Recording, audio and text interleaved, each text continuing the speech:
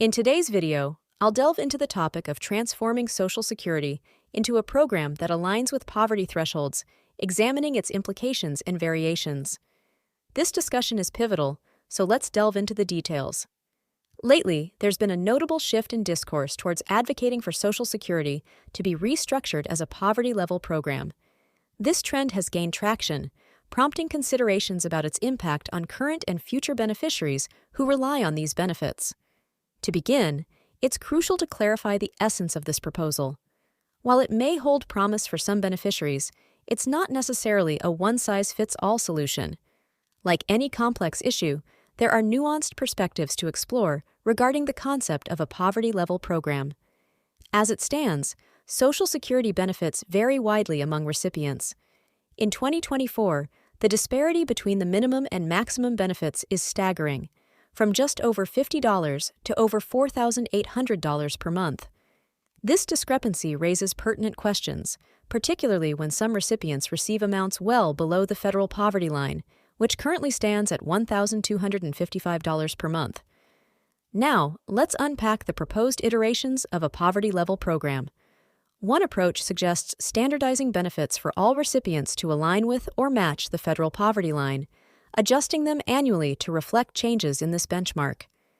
This would ensure that beneficiaries receive an income at least equivalent to the poverty threshold, regardless of their previous benefit levels. Another iteration involves elevating benefits for the lowest income beneficiaries up to the federal poverty line. This would necessitate redistributing funds from higher income recipients to bridge the gap.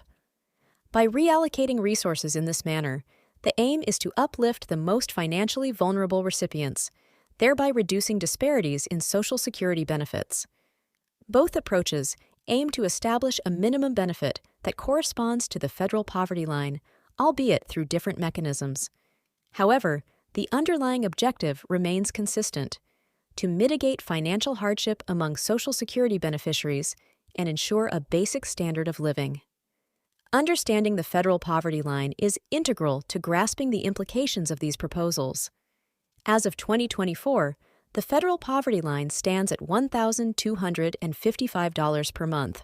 This figure serves as a crucial benchmark for determining the adequacy of Social Security benefits and informing policy decisions aimed at addressing poverty among older adults. Looking ahead, the trajectory of the federal poverty line will continue to shape discussions surrounding Social Security reform.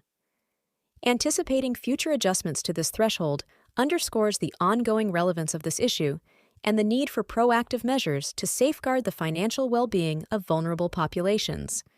So, let's break down what implementing benefits tied to the federal poverty line, or the concept of a poverty line benefit, would entail.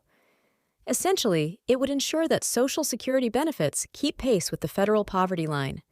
Consequently, proponents argue that millions of individuals could be lifted out of poverty through such legislation or provisions. Now, I typically refrain from injecting my personal opinions into my videos, as I recognize that many in our community might not be interested in them. However, on this matter, I feel compelled to share my perspective. In all honesty, I believe this idea has merit. Why?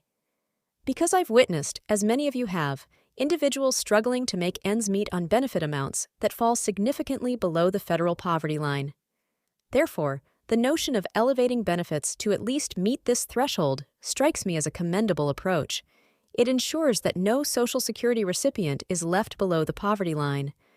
Of course, living on poverty benefits is far from easy, but at the very least, this measure would prevent beneficiaries from slipping into deeper financial hardship. As of 2024, for instance, any benefits below $1,255 per month would technically fall below the federal poverty line. Elevating benefits to this level would substantially improve the financial well-being of millions. While it wouldn't solve all the issues, it would represent a significant step in the right direction. Now, the specifics of how benefits would be adjusted and implemented are a different matter altogether. Yet, the overarching goal of ensuring a baseline standard of living for all Social Security recipients remains paramount. This proposal presents a tangible opportunity to address the glaring disparities in benefit amounts and alleviate financial strain for many.